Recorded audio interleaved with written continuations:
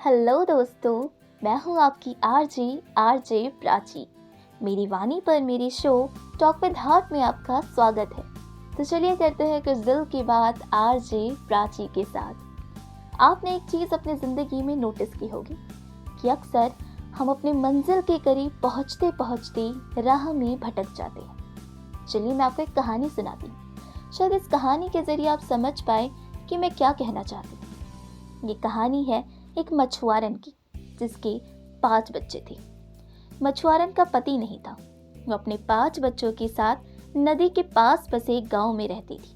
पति के ना होने की वजह से मछुआरन अपने बच्चों की जिंदगी में माँ और बाप दोनों की भूमिका निभा रही थी। गांव के पास वाली नदी से मछलियां पकड़कर बेचने से ही मछुआरन अपने बच्चों के साथ जीवन यापन कर रही थी।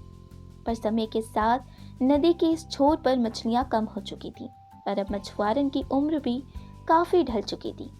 उसके हाथ पैर भी अब जवाब देने लग गए थे। उसने सोचा कि अब उसके बेटे बड़े हो गए हैं, तो क्यों ना आगे की जिम्मेदारियां अब इनको सौंपी जाए। मछुआरन के बेटे अक्सर अपनी माँ से कहा करते कि माँ, अब अपनी जिम्मेदारियां हमें निभाने दो। मगर मछुआरन के मन में कहीं ना कहीं ये डर था कि कहीं अपने पति की तरह वो अपने बच्चों को भी ना खो दे। मगर अब हालात पहले से काफी बदल चुके थे। अपने ढलते शरीर से मजबूर होकर उसने अपने दिल पर पत्थर रख अपने बेटों को अपनी सारी जिम्मेदारियां देने का फैसला किया। नदी के इस छोर पर मछलियों के कम हो जाने के कारण अब मछलियां पकड़ने के लिए उन्होंने नदी के उस ओर जाने की सोची। पर नदी को पार करना इतना आसान नहीं था। उसकी गहराई भी बहुत थी और बहाव भी काफी ज्यादा था। मछुआरन ने अपने बेटों को कह तो दिया था कि अब से सारी जिम्मेदारियां तुम सब पर, मगर कहीं ना कहीं वो अपने बेटों की काबिलियत को लेकर उलझन में थी। उसने इस उलझन से निकलने की एक तरकीब निकाली। उसने सोचा कि क्यों ना 5 की एक परीक्षा ली जाए।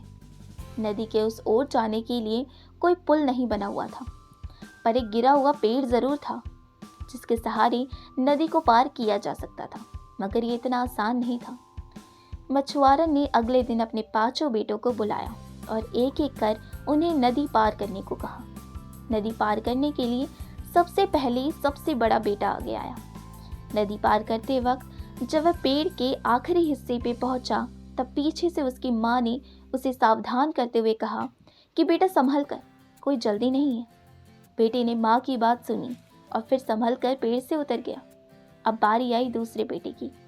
उसे भी पेड़ के आखिरी हिस्से पे पहुंचने पर उसकी माँ ने टोका और कहा कि बेटा संभल कर, कोई जल्दी नहीं है। उसने भी अपनी माँ की बात सुनी और फिर बड़े आराम से संभल कर पेड़ से उतर गया। एक एक कर माँ ने सबको ही यही कहा जब वो पेड़ के आखिरी हिस्से पर पहुंचे। जब सबने नदी पार कर ली, तब सबके मन में एक ही प्रश्न खटक रहा था कि आखिर माँ ने पेड़ के आखिरी हिस्से पर ही संभलने को क्यों कहा, जबकि सबसे ज्यादा खतरा तो पेड़ के बिचले हिस्से पे था। फिर उनमें से एक ने आखिरकार अपनी माँ से पूछ ही लिया कि माँ, सबसे ज्यादा खतरा तो बीच में था, फिर जब हम बिल्कुल पहुंचने को थे तभी आपने हमें संभलने को क्यों कहा। माँ मुस्कुराई और बोली, देखो, पेड़ के उस हिस्से पे खतरा था, ये तुम भी जानते हो और मैं भी, इसलिए तुम वहां खुद ब खुद सतर्क हो जाते हो।